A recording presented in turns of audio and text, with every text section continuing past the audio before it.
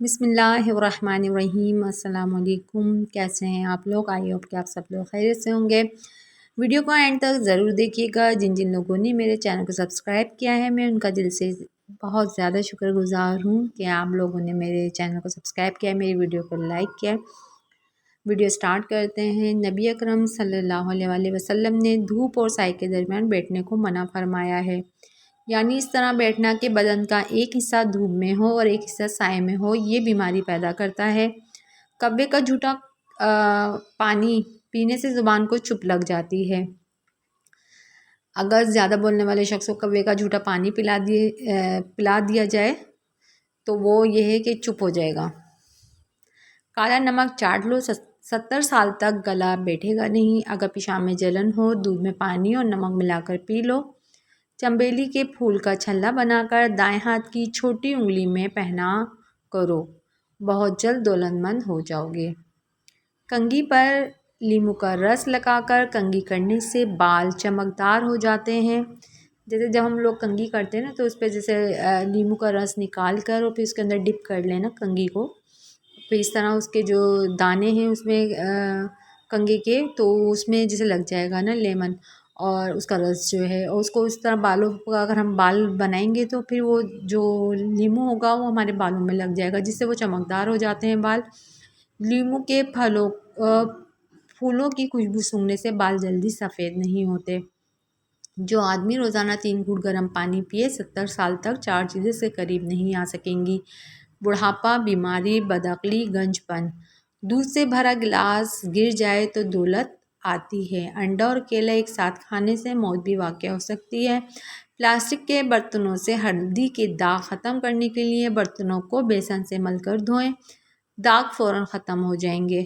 اگر غصے میں ہو تو چنبیلی کے پھول سنگھانے سے، اگر بیوی غصے میں ہو یا کوئی بھی شخص اگر غصے میں ہو تو چنبیلی کے پھول کو سنگھانے سے بیوی خوش اخلاقی سے پیش آتی ہے۔ بیوی کے علاوہ بھی آپ کسی جو شخص سے غصہ کر رہے ہیں تو اس کو چنبیلی کا پھول سنگھا دیں تو وہ خوش اخلاقی سے پیش آئے گا۔ جمعرات والے دن جیب سے پیسے خرچ مت کیا کرو۔ ماہرین کا کہنا ہے کہ پورا مہینہ جیب میں پیسے نہیں رہتے۔ اگر آپ چاہتے ہیں کہ آپ کے ناخن نہ بڑھیں تو ان پر ہلدی لگا لیا کریں۔ جس پانی میں انڈے ابالے گئے ہوں اگر وہ پانی بچے کو پلا دے تو بچہ جلدی بولنا سیکھ جاتا ہے۔ ماتھے پر ہاتھ رکھ کر بیٹھنے سے گھر میں نحوست آتی ہے۔ جو لوگ کھانا کھا کر پانی نہیں پیتے وہ لوگ دیر تک جوان رہتے ہیں۔ یہ تو سنت بھی ہے کہ کھانا سے جیسے سٹارٹ میں یا بیچ میں پانی پینا چاہیے، اینڈ میں پانی نہیں پینا چاہیے۔ کھانا کھانے سے پہلے کوئی بھی ایک پھل کھانے سے زندگی بھر جسم میں کمزوری نہیں آتی۔ اگر اپنی زندگی لمبی کرنا چاہتے ہیں تو کھانا کم کھایا کرو۔ جب سونے لگو تو گرم پانی پی لیا کرو، نیند اچھی آئے گی۔ اگر آپ سونے سے پہلے اپنے بالوں میں کنگھی کر کے سوئیں گے، اس سے آپ کے بال گرنے کی بیماری نہیں ہوگی، بالوں میں آپ کی گرنے کی بیماری نہیں ہوگی۔ کھانا کھانے کے بعد آدھی چمچی سونف کھانے سے آنکھوں میں روشنی تیز ہو جاتی ہے۔